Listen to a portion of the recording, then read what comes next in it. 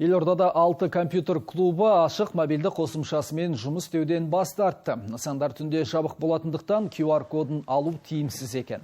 Ал жалпы жүйеге қосылу кәсіпкерлердің өз еркінде. Дегенмен күндіз жұмыс істейтін бизнес орындарының өкілдері бағдарламаның пайдасы барын айтады. Қалада сынақ кезеңінде 39 орталық ашық жобасымен жұмысын қайта бастады.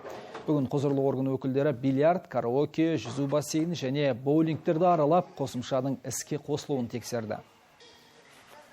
Біз үшін бұл негізі үлкен мүмкіндік, себебі жұмыс жасамағаннан көрі осындай жеңілдіктермен жұмыс жасаған біз үшін қолайлы деп ойлаймын.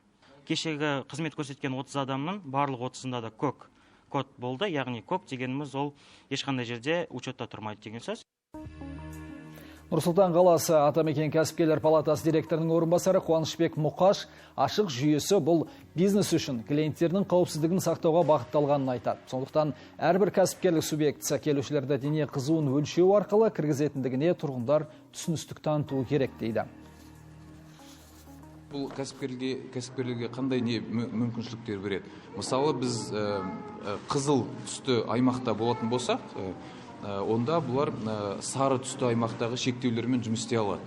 Сенбі мен және де жексенбі күні рұқсат етілмесе жұмыс істеуге, сары түсті аймақта бізге рұқсат етілген